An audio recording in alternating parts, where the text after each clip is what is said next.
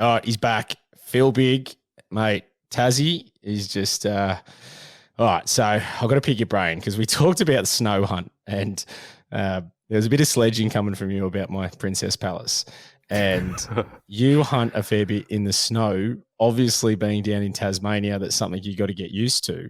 So I want some pointers because I dare say it's going to happen to me again, and that was my first experience of hunting in the snow. So, mate, your last hunt was in the snow. How'd that go? Yeah, snow hunting in Tassie is a bit different because you get the snow and then you'll get like a polar blast of negatives, and that snow turns to ice. So it makes it a bit harder than typical snow hunts. I don't know what it's like up there, but I mean, you copped it bad by what you're talking about with the dumping you got, the collapses, and that's absolutely unreal. I'm thankful I don't really have to deal with that type of stuff. Snow hunting is probably the best hunting I think there is. There's nothing better. So, yeah, I find it interesting. Well, let's talk about that because I thought it was the worst thing ever. Nah, I find it so much easier. You can find tracks. You can get underneath the trees, blend, like especially if we're in oil skins and things like that. I know certain areas you have to wear your high vis orange and all the gear. Luckily, where I go, not so much the case. I've got the oil skins, blend in with the trees and shrubs really nicely. So, but as soon as you get out there, first thing you're looking for is tracks, and you're just onto them like a dog. And you can kind of gauge how fresh they are depending on what the weather's doing. If it has iced over, that's a bit harder as well. But probably the best tips is try and find that tree line and blend, find out where they're going, sit down, wait, and just take your time. You can't rush these things, as you know. You got to be methodical. A lot of people try and keep walking, but you just stand out, especially in the snow. It just, you might as well have sirens going around you, So you didn't really get out much in the snow up there, though, did you?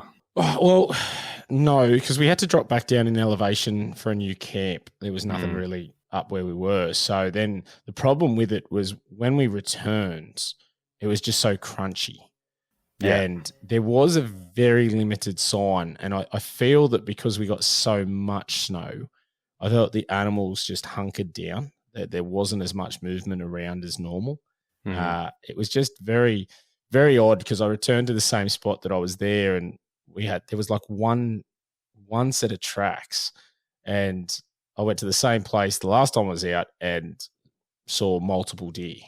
So it was sort of like everything just stopped moving up higher. So down lower, we were good. But that was our first experience hunting in the snow, and I would have approached it differently. I also feel that probably need to know the area a bit. So when it does snow, have an idea of what they actually do in the snow.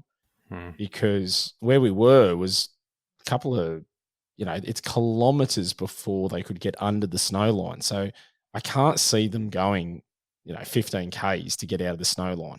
No. So they must just suck it up. But then that would be different hunting as well. Yeah, so one thing I've learnt about snow hunting is they move in places you don't expect, and they move differently than what you would expect them to do. Interestingly, when I was first in the snow hunt, I kind of got sick of waiting. I was there for like 2-3 hours. I've seen tracks, but they jumped in and out of tree lines. So I was like, okay, well, I've been here for a few hours. Time to kind of change it up a bit, go for a long walk. And funnily enough, I went for this massive walk, following tracks everywhere, and then didn't see nothing. Came back up to where I was sitting. No word of a lie, fresh tracks, right, probably 3 meters away.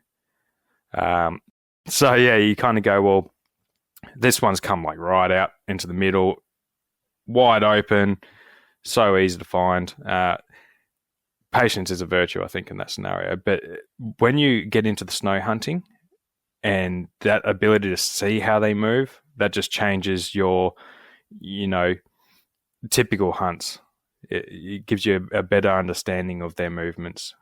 So it's very, very advantageous if you can get out in the snow hunts and just even look around, not actually go for the hunt, but look around and learn about how these things are moving around, different animals, especially like wombats and kangaroo and stuff like that. So it's best thing you can do, I think, personally. One of the things I did like about it was where we hunt, because of the bushfires, the regrowth is thick. So it's very difficult to move through. But because we got such a large dump of snow, and if you haven't heard episode 60, Snow Camp, we call it, we got hammered, and it was 30 centimeters in, 6 hours. It's a lot of snow. What I did notice, though, is all that regrowth, when it got weighted down with snow on it, it just bent over. So the visibility actually increased in a lot of areas. Still, like, you're not going through it. And I know one of the boys tried to go through it and copped a couple of branches in the face once he'd knocked the snow off, and it just sprung back up. But different, very different. And look, I liked it. Don't get me wrong. Beautiful snow. Like, it was just an awesome time to be out hunting, as most hunting always is. But that really just made it a lot more difficult. But I was moving a lot too, because the plan for the hunt was to try some different areas that we'd scouted. And I wanted to still have a look around with them in the snow, because I felt that it would probably, a couple of those hillsides that I wanted to glass were going to work still. But yeah, is what it is. Yeah, it's funny, like, because having a foot worth of snow, it's not going to be easy for them to come out in the open. They're going to kind of sink, and they're not really going to like that too much. But they will hang around in amongst those trees where the branches and everything are kind of low to the ground. They'll be weaving in and out of there, moving around because there's less snow.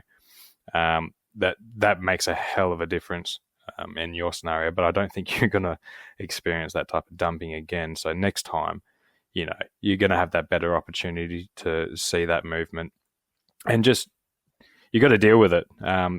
And walking in the snow, fresh snow, not the frosty snow, is so much better.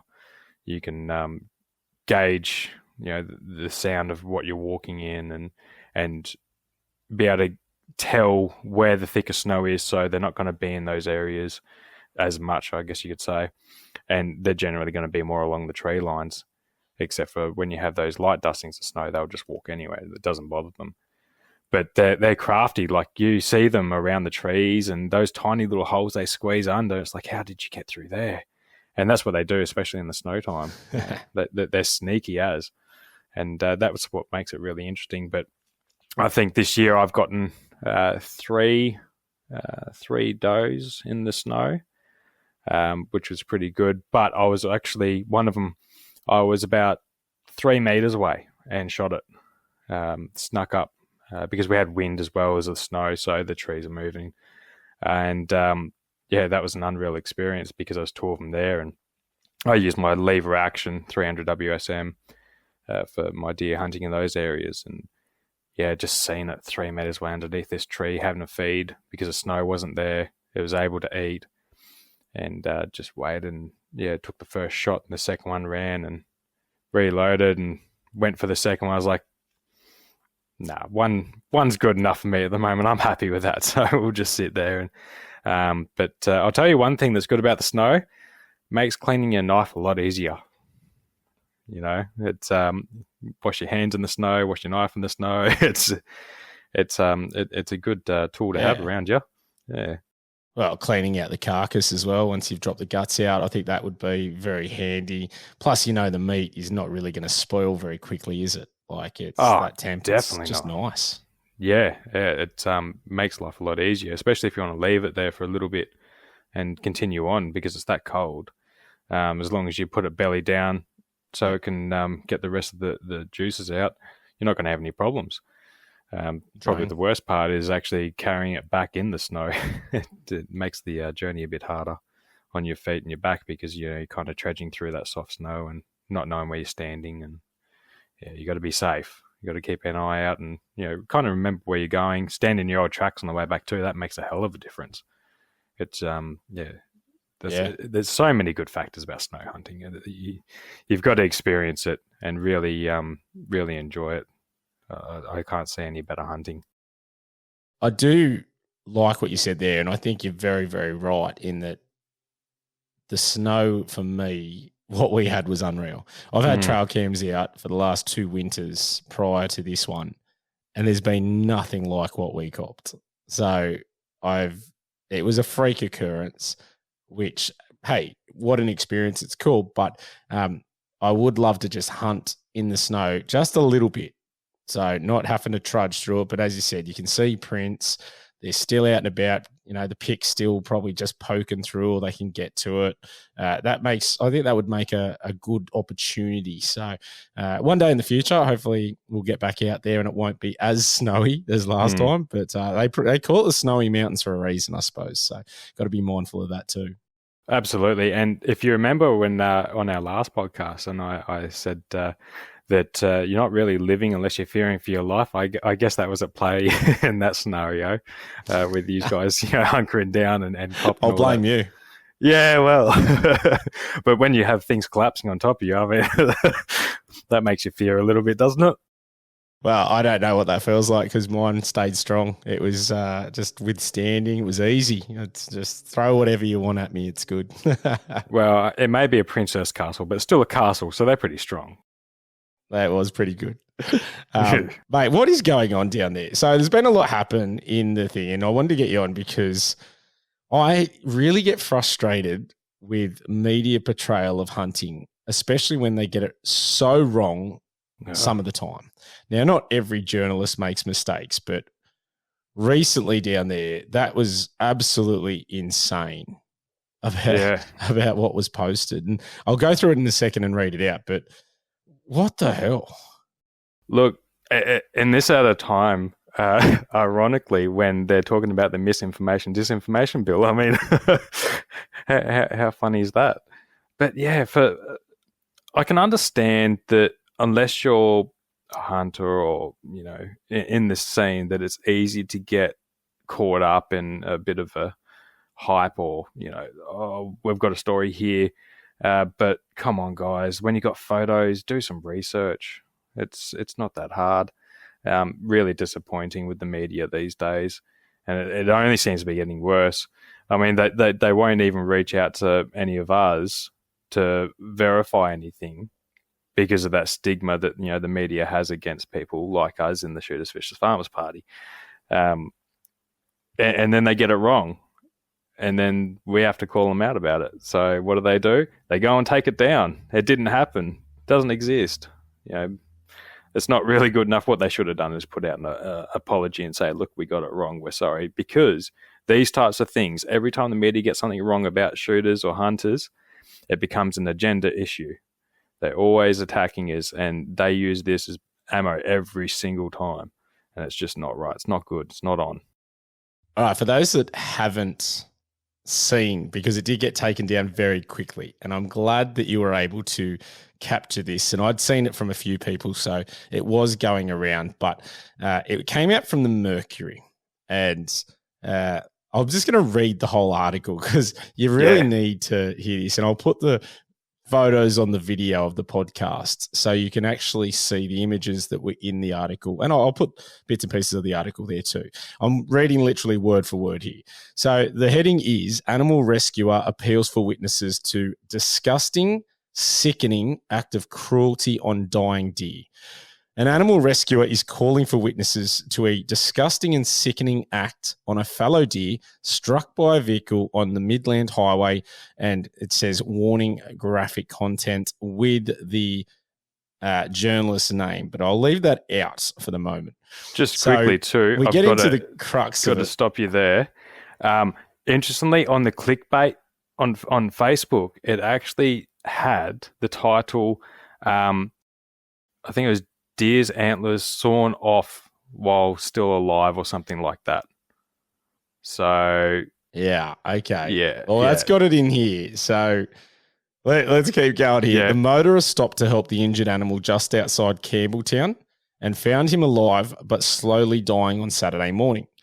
They called Bonorong, I think I said that right, Wildlife Sanctuary, who dispatched a volunteer to humanely put down the deer, but he died before the rescuer arrived.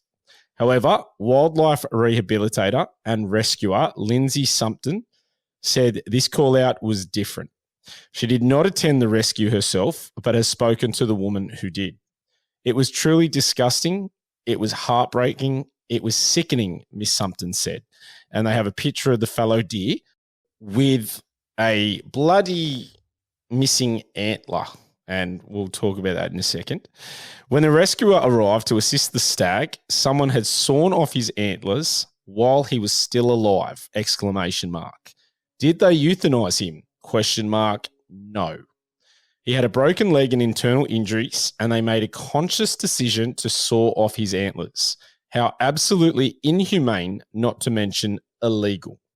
Miss Sumpton is appealing for anyone who saw the incident.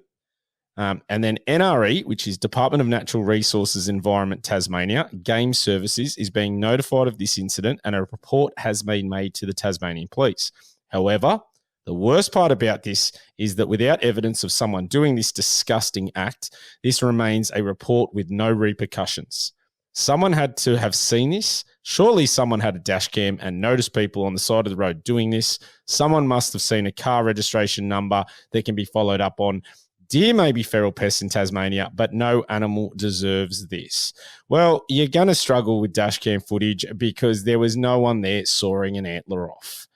For those listeners who may not know, and I'll be very surprised if you don't, being someone listening to a hunting podcast, our deer, especially fallow deer, they shed their antlers, and it is that time. So the car hitting it would probably have those antlers just fall off. And there's an amazing clip, I don't know if you've seen it, the moose shaking its antlers off. Yeah. Have you seen that one? Yeah, and they've that's got the cool. drone footage of it. Oh my God, it's unbelievable. Yeah. I think we need to send this to the Mercury. Send that moose video to the Mercury and say, hey guys, guess what? I've got some footage. There's no person with a saw. What? It's so frustrating that, as you said, for our international listeners, there's a misinformation, disinformation bill going through our parliament that just got approved, mind you, in the first instance, and it's going into the second, that basically says what the government chooses what's correct. Well, I mean, here's a perfect example, as you mentioned, Phil. They got it wrong, and they got it very wrong because they don't have the information. Their persuasive language in there, and and how disgusting all this, it's just completely wrong rhetoric. Yeah, I can't believe that they didn't reach out to someone and go, what do you think about this? Reach out to a hunting organisation or conservation, anything, and say, here's a photo, what do you think about this? No, nothing. It was just a quick story to try and grab the attention of people who know no better, and it backfired extremely quick on them. It was taken down in less than 2 hours, and luckily I was able to grab that article before they even took it off their website. It's just poor journalism. I mean, come on. Just do a little better, guys, and stop attacking us. I'm going to hold on to this one for the next time they attack us hunters about anything to do with deer, because they're getting it wrong all the time. They won't listen. Or you go and talk to journalists. I spent 20 minutes on the phone with a journalist talking about the State of Environment report in Tasmania, and she was like, oh, what do you think about the report when it comes to deer? What do you think about the report when it comes to cats? I unloaded all the information, and she printed the story, and there was like one paragraph from me, and the rest of it was from, like the Greens agenda side of people. Where's the fairness in the media? You call someone up to ask questions and get information, and then you only print one little bit of it. Come on, guys. That's just not on. What are we going to do? Well, this is the issue, right? Hunters are a very easy target, and the media do come after us a lot. And I've got some big concerns here, not just with the media and the journalism, because as you said, this is extremely poor journalism.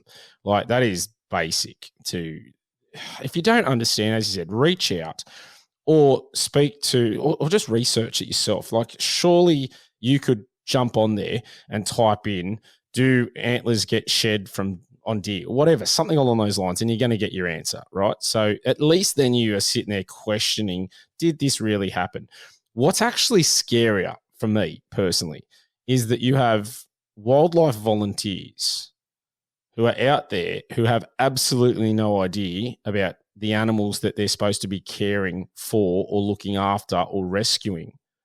And whether it be the person who attended or Lindsay Sumpton, I think her name was, you should know this, mate. If you are a wildlife sanctuary, someone who expresses that all their time and effort is dedicated to wildlife, but you don't know a basic thing like that in regards to deer, come on. That's ridiculous. Especially when this misinformation stuff. Yeah.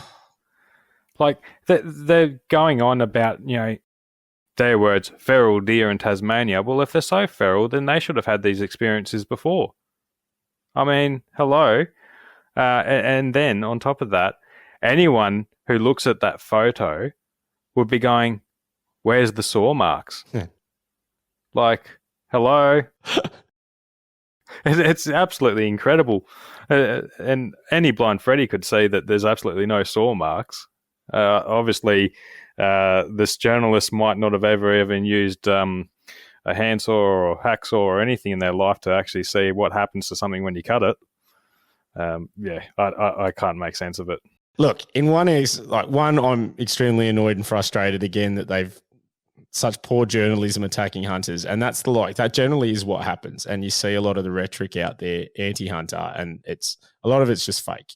And I think we're seeing the legacy media is what the terminology now is how bad they really are and how one-sided the journalism has got that poor that they're pushing an agenda or they're, whatever their supporter base is what they're going to do. And I think we saw that in the US with, what happened over there with the election and Donald Trump winning by an absolute landslide. And a lot of that, I think, on the back comes from X and a platform that I think is amazing because you have free speech. And that really concerns me in this country that we have a current prime minister wanting to change that and not be able to have free speech. And I dare say probably ban companies like X. I know they've taken a lot of pot shots at Elon Musk and things like that. A democracy is built on free speech. And here's a perfect example. If we could not publish or talk about or have that out on social media contradicting that article, but they're wrong. So, that it just doesn't add up. It's crazy to think. And as I said, if you're watching the video, you've seen the photos here. Like, how has someone never actually sawn something to be able to go, there's no saw marks there? You're right. Like, that's just like we teach kids that in high school for crying out loud when they do woodwork. It's one of the basic things. Maybe they don't. Maybe you guys don't do that down there in Tassie. I don't know. I don't know, man. I've gone along the roads and seen a lot of tradies using their saws right next to their ute, so you're bound to see something being cut somewhere. But it's interesting because looking at what happened in America, and you're seeing all these dodgy things happening, like holding a phone up that only has a camera app open when you're meant to be talking to someone that voted for you, and no one in the media even brings it up. It's all on X, and that's the beauty that Elon's fighting for. And I've always advocated for freedom of speech. It's a fundamental right, and for the Prime Minister to try and introduce something that takes that right away, it's absolute garbage. And it's funny because you look at the past video. I don't know if you've seen it, where he was asked, I think it was on radio, if you had the ability to, do anything, and he said, get rid of social media. Well, here we are. This is what he's doing. All because, he doesn't like how he's portrayed on it, perhaps. I don't want to put words in his mouth because I might get sued next. But look, I think Elon's, standing his ground really good. And I think we need to stand behind him and others who, want to stand up for our rights, for freedom of speech and the ability to even look after ourselves without being told how to do it, as we've seen in the past when it comes to medical issues. So I think America's probably on the right track, hopefully. I can't really see much going wrong at this stage, unless, of course, something happens before January, and I wish them all the best. I'd like to see a lot of the American podcasts kind of push Trump to get more land and ability to hunt. I know in certain states over there it's quite hard with the bureaucracy. I can't believe the forms that some of them have to fill out in certain states. It's absolutely unreal. Well, I mean, you look at here, and this is an issue I've had here. Queensland, I should say, has no public land hunting. New South Wales, we do have state forest to hunt in, but national parks are closed. We spend a lot of money on deer culling and things like that. I know down in Tassie, you have access public land, but you also, there's a lot of aerial culling going on and whatnot. But then you flip it and go, this is what concerns me about if the media are portraying it in one light and say this misinformation, disinformation bill was to get ahead, is who makes the decisions? Because if that's the case, and I want hunters out there just to think about this, I know, a lot of people don't like the whole politics side, and I get that. But if that was the case where misinformation, disinformation was their discretion of what they push out, hunting's in big trouble because currently we do everything to possibly stop it. We spend money everywhere else rather than give hunters opportunities because it's more humane, it's et cetera, et cetera. We've seen that with the aerial culling, using shotguns, you name it. Their research tells us that. Man, what do you think there's going to be said about hunting when there is no right of reply to actually be able to say, no, here's the actual information and evidence? That's out the window. That's crazy. So whilst, I look at this and just go, man, so scary. And then we did a petition up here in New South Wales to try and get it debated about opening up some more private land, especially in national parks. And there were 6,000 signatures and that's it. Yeah. Now, that makes life very, very difficult. And I spoke about that with Rick's when I was talking to Rick last time, going, man, that's not great. Like, hunters really need to start banding together and saying, hey, we need to stick together and get some access going on here and more access. So we're not wasting money, because that's what I feel aerial culling is. Now, I really do want to make it clear, though, because I've had some people reach out and they like aerial culling, et cetera, et cetera. And that's fine. Everyone's entitled to their opinion. Free speech. I'm all for it. For me, I want to make it clear I'm not keen on aerial culling on public land where it's taxpayer money. If you're a farmer and that is the route you would like to take, go for it. Yeah. If you're spending your own money to control deer from an helicopter and through aerial shooting, okay, great. That's your property. That's your decision. All for it. If you want to use hunters, I would love that, to see that more, to be honest. But again, it's your property, your call. All for it, and I respect the farmers or property owners' decision in that. But when we talk about our public land, which should be for everybody to use, including hunters, why are we wasting taxpayer dollars when there's more than enough people that want to get out there and do the job? That frustrates me. Yeah, look, and it goes well beyond that too, because if you actually look at the economic input from hunters, I don't know what it's like in other states. I know it's really big in New South Wales, but in Tasmania, shooters contribute, this is a government report number, $88 million plus. Now, if we had access to more land in outer areas, those communities will have a greater impact economically. So why aren't we doing it? Instead of shunning hunters and locking away places that they can go. And then on top of that, wasting millions and millions of dollars on aerial culling. And, I totally agree. If farmers want to have aerial culling on their property, even if it's government subsidized aerial culling on that farmer's property to control numbers, so be it. But stop wasting our money when we could be using hunters and contributing to the economy as opposed to taking it out. It absolutely makes no sense. We should be doing way better. And if we can't call that out after they try and push this, misinformation, disinformation bill, I'm so sick of saying that already, then what do we have? I mean, we're going to lose some of the greatest people we have advocating, like Aussie Reviews, Mark and Sam After Work, they're not going to have their content out there anymore. They're already suffering because of, shadow bans, I guess you could call it, or videos being taken down, posts being taken down, because they're questioning the logics of politics and the media behind it. So what are we going to have? And, you're saying about hunters banding together. No, hunters don't need to band together. All shooters, bow shooters, rifle shooters, shotgun shooters, duck hunters, sport shooters, you name it. We all need to band together and stop this, I don't duck hunt, so I don't really care, or I'm not a sport shooter, so I don't care. I can't be bothered with pistols, it's too much hassle, so I don't really care, and not stand up for each other. It's not good enough. We're not going to win and get what we deserve with that attitude. You don't see the Greens going, well, I don't agree with Sandra down the road. She may be a Greenie, so I'm not going to help her. They all band together. They all work with each other, even if they disagree. Why aren't we doing it? We have a lot more to lose in so many aspects, and we can be doing so much better. I mean, if we introduce like the game meat regulation changes I want to see in Tasmania, we can be donating food banks, charities.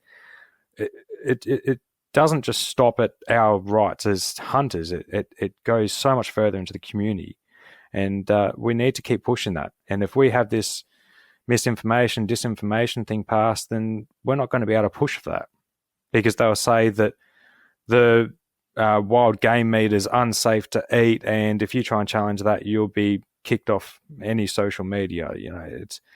We've got to fight back, and I think that the American election was a prime example of that fight back. And luckily, Elon was there to say, we want our free speech, so we're going to have it. And that's what we need to do here. And now the Prime Minister gearing up for an election, everyone's got to get together, ignore all the petty little things that are local area nonsense. Look at the big picture. Look at the long-term picture. Get it together, guys. We've got to fight this together. Every state needs to come together. Every club needs to come together. I don't care if you're SSAA or an independent range or Shooters Union, anyone, come together. Stop the egos and start looking after each other. I cannot say that enough. And, if you're unsure about how to do it, reach out. Reach out to Shooters Union, SSAA, your local gun clubs, hunting clubs. Find out how to help out. I had a bloke, actually, I've got to tell you about this. I had a bloke send me a message last night, and I was so happy when I read the message. He's like, hey man, I know you're really busy, but I just want to get some help to be better at trying to advocate. It's like, how do I write these letters? How do I understand these legislation changes? What do these things mean? And for someone to actually reach out and ask those questions, you're like, yes, finally, someone who's willing to have a go and stand up instead of just, clicking a like button. And I gave him all the information to go and research on his own. And I said, look, just reach out anytime. That's what we're all about. Anyone, if you're standing for elections like I do, or, you're an advocacy group, we're all there to help. We're not there to, just stand for ourselves. So reach out, ask the questions. How can I be better at advocating for firearms owners? It's not that hard to send a message, and it's not that hard to send an email to your local politician. Harass them. Get onto them. What are you doing for me? If I don't get back to you, vote for someone who will stand up for you. It's not that hard. And we've definitely seen that change in America. And I look forward to seeing some of those changes come through. Well, look, again, I call out everybody out there, the misinformation, disinformation bill. Contact your local member who represents you and tell them your feelings on it. So as their, you as their constituent, you need to be able to say, here's my voice. And if there's enough people saying we don't agree with this, they've got to bring it to the table, and there's at least got to be that discussion. And if enough people do that for them to go, hold on, we can't push this through, it's not good enough. I know I've done it to my local guy, Angus Taylor, and said, hey, listen, this needs to get addressed ASAP. This is ridiculous. I'm not a fan of this. And gave him examples of where people have got things wrong. And no one's perfect. I get that. But that's why it's so important to be able to have freedom of speech and say, hey, this is not accurate. This isn't the case. This has changed because life is dynamic. Health is dynamic. Everything is fluctuating. We learn more. We have different opinions. We have experts that have different opinions, and we need to be understanding of that. But really, hunters, I don't know if you caught it, but I think it was on the New South Wales State Forest Hunters Facebook group. And a gentleman posted on there about he saw in a state forest, in a camping ground, the remains of an animal, a deer that had been shot, and a heap of spent cartridges. And he put it up there as like a public service announcement to say, guys, this is a bad look. We need to be better. If you see this or your mates are doing it or whatever, call it out and say it's not appropriate, because stuff like that is going to impact us and put us in a negative light. Yeah. I completely agree with that. Completely agree. Let's make that very, very clear. Unbelievably, we had a lot of people having a go at him about it. And I don't understand why, personally. There were people that say this is just giving the antis evidence. Well, no, the fact that it's been done in the first place is giving anti-hunters evidence. It's giving public evidence. It's in a campground, so it's used by non-hunters as well. Yeah. That's a bad look. I'm sure it's very easy to get a photo. And I talked about that actually in snow camp, that when we went back down to town, the town knew that our gear was still up there because it had been destroyed. So it's not like you're pulling the wool over someone's eyes because you didn't take the photo and let it go. If it's there, it's there. Let's be clear. And a heap of people just, who cares? Man, it's so frustrating when we're supposed to love the bush. We're supposed to do this, and you still have people in the community that have that attitude. It's not a great look. And I think it's even a worse look when people aren't condemning those actions and you're almost saying it's acceptable behavior, which it most definitely isn't. It is a shared space. It's public. Have some respect. Make sure that you're doing things legally and don't leave rubbish. Like, how hard is it? I actually like to go the other way. And if you go out and you see rubbish, pick it up. Yep. Like, don't, go above and beyond to portray hunters as people who are genuinely passionate about the outdoors, and we care about nature, because I know I definitely do. Hell, I even stopped a young bloke today trying to hit a stick. He was using a stick trying to hit a galah and kill it. So I intervened. Now, like, some people don't understand that because I'm a hunter, but hey, it's about ethics. It's about morals. That is completely wrong. It's illegal too because it's a native animal. Man, come on. Like, just be the best person you can be and represent hunters in a good light. And if you see something, don't be afraid to call it out. Come on, just be better. Yeah, look, I can understand a couple of those things, putting it up there and giving the anti some ammo. But the fact is, he called it out with that picture. It wasn't just put up and put out there. I have actually put out a photo myself down here, not far from my house. There was like 3, I think, deer laying around, half hacked, like not even caved, nothing, just half hacked into, disgusting, right next to a waterway. It's actually near a very beautiful walking track as well. So a lot of people going past it. And I put it up there, and it was the same kind of response. It is mixed. You don't want to give them the ammo, but you got to call it out. If you don't call it out, we're not going to get better at it. And, I said, what an absolute waste, what a travesty. And right next to a waterway, that flows right downstream to people's houses, all these aspects. I couldn't believe it. And luckily, someone who found out about it very quickly actually went up there, got them, boned them out, and put it up on Facebook saying free meat for dogs. So it was still used, and it was cleaned up, and good. Best thing ever to see. But it doesn't always happen. Good on them. And it's kind of like when you first reached out to me, when I put up a photo, I think it was, of a skeletal remain of deer right next to a lake after the aerial culling. And, I called that out because that was done with aerial culling from the government and going, well, this is against what they should be doing, irrespective. If they shot it and it ran, they're meant to chase it, so it should never have made it there. Or they've shot it right next to the waterway, which they're not meant to be doing, and left it to rot there. So either way, they're in the wrong. I called that out. And if we go down this path of this misinformation thing, no way could we call that out, especially a government department. And then, we've got to look at the other side too. If we try and call out each other, who's responsible there? Or will it just be taken down because we're being nasty about other people, or will it stay up because we're attacking each other? We're attacking other hunters and they want that, or who knows where it's going to go. But honestly, that bloke who put that up, good on him for calling it out, I think, personally. And if you say, well, who cares? You're a part of the problem as far as I'm concerned. I have brought car doors home from the lakes, steel wire, you name it, stuff that's dumped up there. Luckily, no one's dumped a car that I've seen, because I don't think I could fit that on my ute. But always leave it cleaner than how you found it. Like, I've taken up concrete slabs, 300 kilos worth of concrete slabs, to build a safer fire pit at a lake.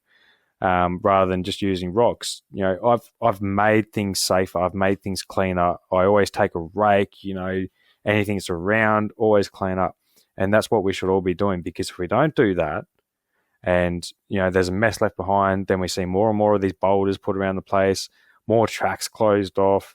I've seen New South Wales had, I think, a really massive track closed off because of rubbish and destruction and things like that.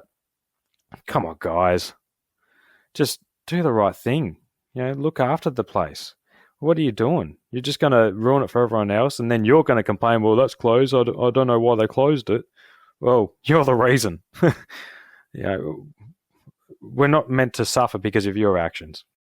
And look, let me be clear. I also think it is the very small minority of people. So the problem is that we all get tarred with the same brush, and that's something that, especially when there's an agenda behind it, as we've seen with legacy media, and you saw with the article that we spoke about, there's a definite angle that they're wanting to push, and it's not that in support of hunting. So we've got to be on our game, and we've got to make sure that we're doing things as best we can to represent everybody in the best possible manner.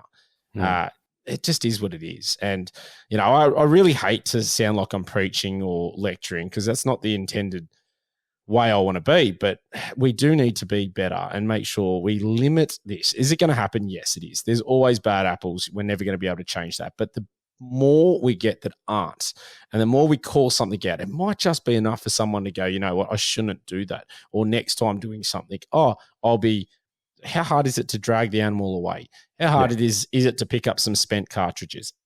They're not that difficult. We're not asking somebody to, go spend a 3-week period out in the bush cleaning it up. We're saying, if you put it out there, just pick it up. Yeah. Just be mindful of other users. Don't leave an animal somewhere where it can rot and smell near a campground where there's going to be people that aren't hunters cooking food, trying to sleep. Like, that's just, it's common courtesy. We're not even asking you to go above and beyond. We're just saying have some damn courtesy for your fellow person and your fellow outdoors person who we want to have our back. And, that's one of the things I like getting you on, because I am a big fan of your advocacy, and that, obviously. Not only are you running down there for Shooters, Farmers, Fishers Party, since we last had you on, there's been another big announcement. You're the president of Shooters Union Tasmania, which, congratulations. Great Thank stuff. you. Again, amazing advocacy. You're doing a bloody lot for Tasmanians, mate. So I hope they're all very thankful that they've got you. What else has been going on down there? The government doing its thing, I guess you could say. So if everyone remembers, like the antique firearm, at the beginning of the year, exemption number 4 was cancelled, and they tried to bring in all these new rules and regulations because it's not legislation like everyone was led to believe. There's no laws involved at the moment. Since that was cancelled, we've been fighting against how they've been trying to go with licensing and stuff like that, because they're antique firearms. So they're basically saying if you have an antique firearm, you need a license and blah, blah, blah. Now there's a consultation paper out, and I'll just bring this up because last we talked, we went over a letter I had from the minister, and that was, that there's going to be no licensing requirements. You don't have to do a firearm safety course, you have to just provide contact details, how it's stored, no engraving or stamping on the antique firearms, which, value. Process will be free. Yeah. And how, display in glass cabinets and so on and so on. So they've put this consultation paper out, and it's basically just that. And I'll send you a link so you can actually put it up on the screen so people can see it. Now, for a consultation paper, it is pathetic. If you want people to put in what their thoughts are, provide at least a little bit of what the framework for the legislation is going to look like. Give us something to actually comment on, because that's not good enough. How is that going to actually be added into the Act? How's it going to affect the Act? How's it going to change other things in the Act because of that wording for antique firearms? All these little things. Yes, it hasn't been tabled into Parliament, so that'll be another type of consultation. But for an initial, they've had 11 months to come up with a single-page consultation paper. That is pathetic. And in reality, no other state in Australia has these types of requirements. They're going too far here. And hopefully we can kind of tell them that, because not even Western Australia, and for those American listeners, Western Australia is an absolute nightmare when it comes to firearms laws, saying that, you can only have a certain amount of guns.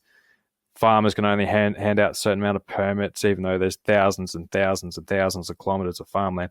So in Tasmania, we are having a hard time, but in different ways. So the antiques firearms, one of them, and Western Australia hasn't even touched that. Meanwhile, they're going after everything else. So make sense of that. So hopefully everyone in Tasmania will put in a submission and say, this is nonsense. Show us what it's really going to look like before we can comment. Definitely won't happen, but we can try, So there's been that. And then the big one is they've put a consultation paper out for the firearms license application. I have heard it on a couple other podcasts being talked about. Unfortunately, they haven't quite got all the information out there. I'll send this out to you too, so you can kind of scroll on the video and put it up there for people to understand. I'll do a bit of a run through. So they ask for your general information, and then they're asking for a next of kin. I don't know why, considering they already have that type of stuff on file, whether it be your medical file or your driver's license. So that's a bit of a questionable one. And then they ask if your next of kin has also ever been known by any other name. I don't understand that. Has your next of kin ever lived in another Australian state or overseas? Come on, guys. Then they talk about, just the general reasons for having a firearm. Then they go into your history. Have you ever held or applied for a firearms license in any other state? They're kind of general questions anyway. Most states have that, I believe. Have you ever been refused? Well, they should know that. You're a government department. If you're doing the checks on us to see if we're a fit and proper person, you should know. Have you ever had a firearms license or permit cancelled? Same thing. Then we're getting into the tick box section. Have you been charged with an offence of crime? been found guilty or pleaded guilty to an offensive crime. Now, that's a bit questionable because we can talk about, minor charges here that probably aren't even relevant. Say someone 30 years ago when they were a teenager, they got done drink driving or something like that, you're still going to have to say yes. Have you had a restraint order, police family violence order, or any other orders made against you? Being protected from a person by a restraining order, police family violence order or family violence order, being subjected to a firearms prohibition order in Australia, or an equivalent to any other country. And this was actually interesting. The boys on another podcast, Politics Reloaded, I think it was, they made a good point.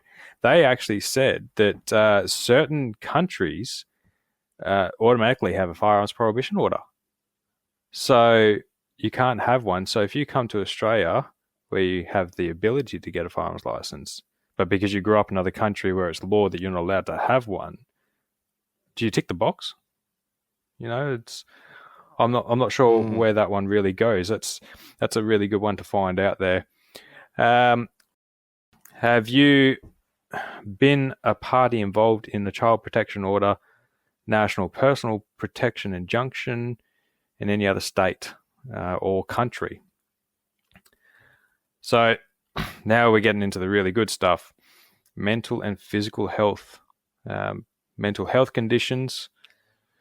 If we look at the statistics out there for Australia, I think probably more than 50% can say yes, depending on the scope.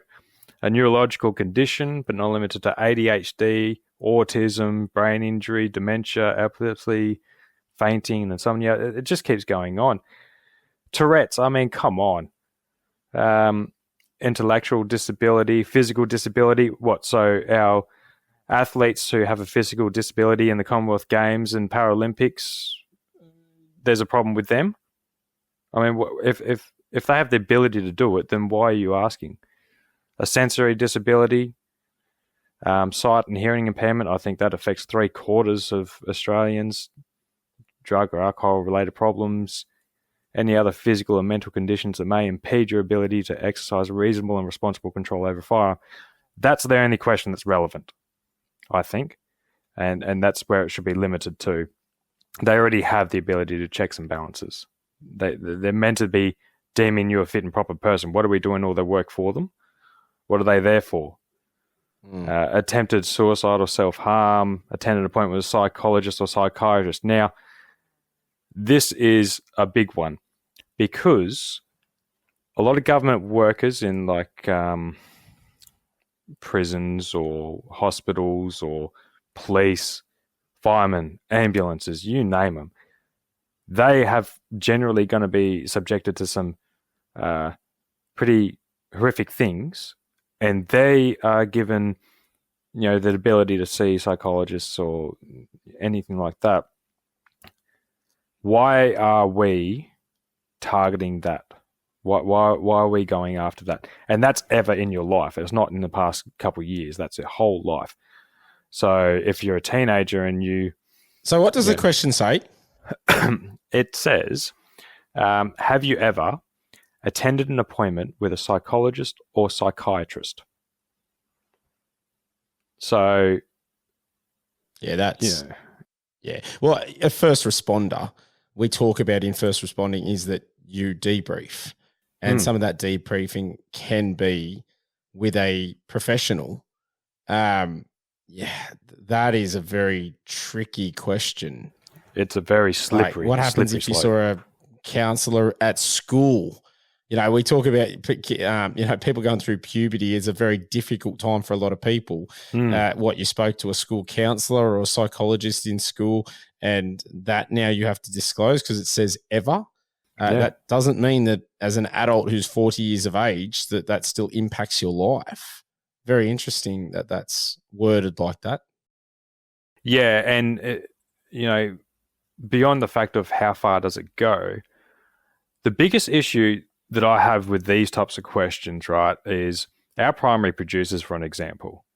they are getting screwed by, pressures for the industry with costs, supply issues, pressure from the big chains to supply goods at a certain price, all these issues, the weather not giving them good crops or a bad pest season.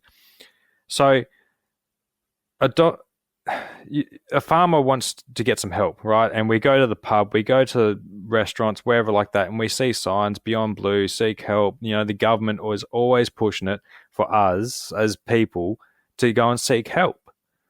And they're saying there's nothing wrong with seeking help. You got to look after yourself, got to look after your mental health. So these farmers go to their doctor and go, look, I'm struggling a little bit. I don't know if I just need to get some things off my chest or, what do I do? I'm overwhelmed. Now, doctors in Tasmania have an obligation to fill out a form and send it to Firearms Services.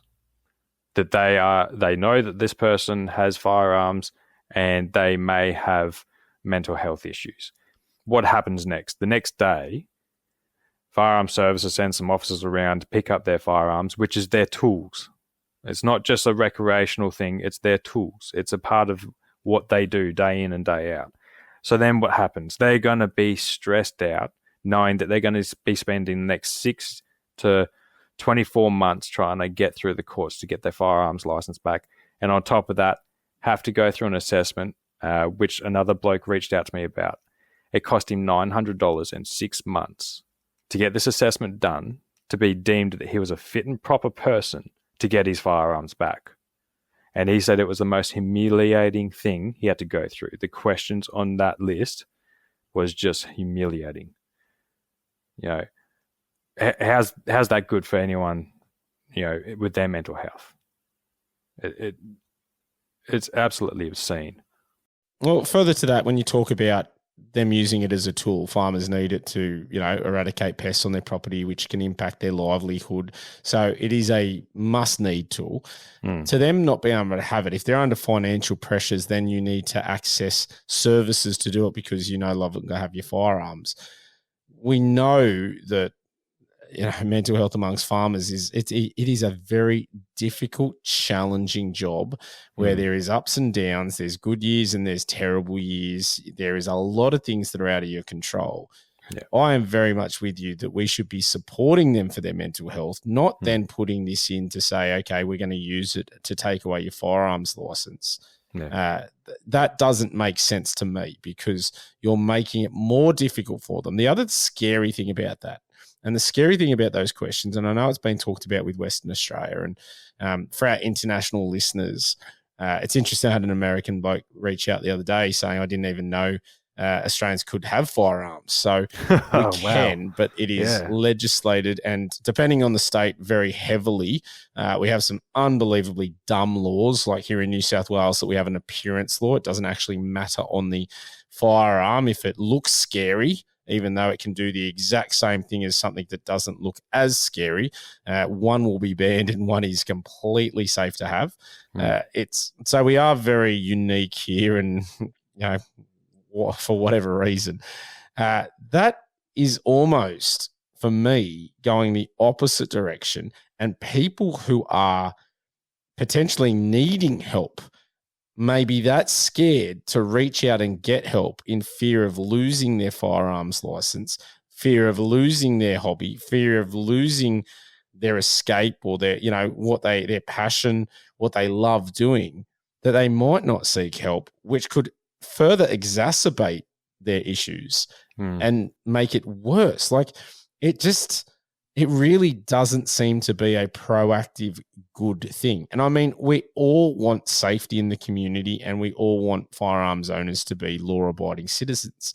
I think everyone's on board with that. I don't think anyone would argue against that. For me, I don't know if this is a step in the right direction. It potentially is a step in the opposite direction where people are more fearful for accessing help due to repercussions. And I've got a mate like that.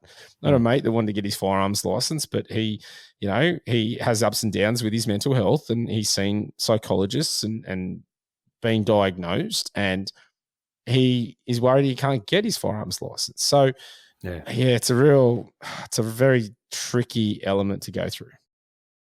Yeah, and look, I've got to just read this next little bit. If you answered yes to any of the mental and physical health questions, you must include all information in relation to the matter with your application. Information will generally be required from a medical practitioner, such as a specialist in the relevant area or your GP. Firearms services can provide you with a document to take to a medical practitioner to guide the information they provide. Now, this again, as an example for farmers, they have to probably drive thousands of kilometers to get to a doctor that might see them at a reasonable time. And then, are you going to expect that doctor to take on that liability? Because I think these days with insurance, with medical practitioners, they cannot even accept liability if given the choice. So why would they do that? It makes no sense. And I really don't think this is the right way to go down. And honestly, everyone out there who's listening, don't be afraid to go and get help. Go out there and look after yourself. If anything happens, if you are a firearms owner and you go and get help and anything happens, reach out to the likes of us at Shooters Union or, any other lobbyist like probably SSAA, or go and see one of your ministers or local representatives and say, look, I'm only trying to get better in myself, or I'm just struggling a little bit. There's no need for me to be punished. Not a danger to the public. We are there to help you in those types of scenarios, and that's why we have the Shooters Union membership out there. Also, the hunting insurance and stuff like that too. But we're there to help you. We're there to stand up for you and your rights. So don't be afraid to go and get help. That has to be, number one. Look after yourselves. And if something did happen, just know that we're there for you as best we can be. We do have, legal services and those types of things as well. So I just need to stress that. 100%. I mean, nobody wants anyone to suffer through mental health. And, if you are struggling, go and seek help. That's more important than anything. And no one should have to fear losing their licenses for that, for being proactive and doing it. As you said, it's mixed messages coming from our government. We have some amazing organisations out there like Black Dog Institute, Lifeline, all those things there. And to then cast a shadow of a doubt on accessing those services it's contradictory, but it's also scary. And I can understand people, but very much agree with your sentiment there is that reach out, always seek support. So I think that's a really good message to make sure that's clear. Yeah, absolutely. And look, I want to point out too that this license application is to deem you a fit and proper person, which is very subjective depending on who is actually approving your application, right? So we have to go through all this rigmarole if it gets passed to be deemed a fit and proper person. But meanwhile, we have people sitting in Parliament who are not scrutinised like this in any way, making legislative changes that affect our lives, especially vulnerable people. So I personally am calling that we introduce a fit and proper persons test for people, members of Parliament. Because if they want to go down this route, then why can't we have the same for them? They have the ability to do a lot more damage than one person. So I think that's a reasonable request, personally. And for those in America, we have to be deemed a fit and proper person, which means, you haven't done any really bad things before you can get a license. And there's no set framework on how that works anywhere. So there's no checklist of, this has to be okay, this has to be okay. There's none of that. It's very subjective. And one person gets to decide that. No, I don't think that's good enough. I'd say it's a system that definitely needs some work. So hopefully one day we'll get it right here and improve in how we're doing these things. But yeah. Anything else going on down there before we wrap up? Yeah, we've got Bushfest coming up, which is a nice little get together at Bothwell. So it's like a bit of a country thing.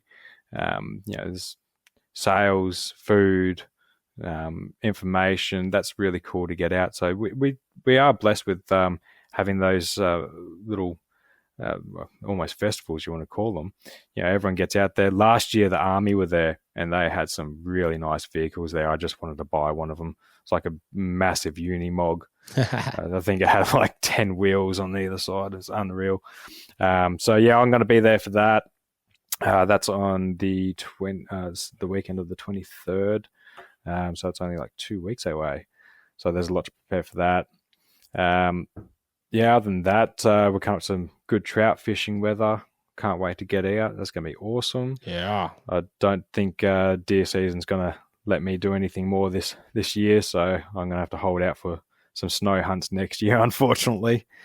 No, I think Tasmania's got enough going on at the moment when it comes to our issues. They're the two big ones, and hopefully we don't have anything else come our way. So we'll get through these consultations, which close in 2 weeks. So everyone get that done. But after that, get out there, enjoy some weather, and get fishing, get hunting, go forward driving, enjoy time with the family. Christmas time coming up. Get out there, be healthy, be active. It's hopefully we have a good summer. I don't know what you're going to be doing up there. Hopefully not getting too sunburnt while you're walking around in the scrub, maybe. Mate, I've got a couple planned to get out in the heat. I'm not a massive fan of hunting in the heat, more for meat spoilage, but definitely keen to get out amongst it. So I'll definitely do that. And I did announce a croak camp for next April. So if anyone's interested, send us a message. It's not going to cost anything. It's in public land. So as long as you got your R license and you can book in. So just to get people together, bunch of good-minded people that want to get out hunting and whatnot and just have some fun as a group. That I think that will be amazing. So if you are interested, let us know. So I think I'll probably get out and scout some areas for that over the summer period and hopefully do a hell of a lot of fishing. So I know my kids are into me to get out fishing, so that's where I'll probably target. Yeah, I think the boy's going to be onto me pretty hard to get back up to the lakes and get them trout because he likes to show me up. And good on him too, because he has done a couple of times and not going to lie, it does hurt a little bit, but you've got to be pretty proud of that. You got to be proud as well. Yeah, absolutely. And taking those special moments. So, but I'm hoping that we're actually really lucky. Some of our areas around the lakes, we can go off a little bit and go hunting. So, might pick up a wallaby or something like that because you only got to drive, 10, 15 minutes from certain lakes and you're in a nice little hunting zone. So that'd be cool. But I'm also pushing for more public access in Tasmania for hunters because we have sustainable timbers, which is like where they do all the logging and regrowth and pine plantations and so on. So they have a rotating system. It'd be really good to know if we can actually start getting up into those areas because they know they're going to be logging 3-4 years. So in that time, no one's going to be there. Let's let hunters in there. Let's get them in there and get some more economics happening up in those areas that haven't been accessed before. So many small communities that could do with it, small shops and, the old eggs on the side of the road. You support them. How good's that? Well, it's the New South Wales State Forest model, isn't it? And it works a treat. So crazy that we don't do that wherever else. Yeah, I feel sorry for Queensland. They've got it so rough with no public land hunting. They've just had their election, so hopefully someone's going to be pushing for that. I reckon Shooters Union might give them a little nudge and say, come on, guys, it's about time. But you got to push pretty hard to get these types of things happening, especially these days. You try and get something happening and the media picks up on it and then they're like, oh, shooters want more land to run around. And it's really, really difficult. Yeah. Dangerous, scary. Yeah, isn't it? Real dangerous. Blokes sitting around. Yeah. Well, you know what? I mean, we just got to keep doing the best we can and keep portraying, or encourage all listeners out there, keep portraying us in a good light and doing the right thing. And that's all we can do, and be vocal about it. And so. Yeah. All right, Phil, mate, really appreciate you coming on the podcast. Always great to chat to you. And as I said, love your advocacy down there. Tassie is lucky to have you fighting for the rights of shooters and hunters. So, mate, keep it up. Listeners, I hope you have got something out of the episode, and bye for now. See ya.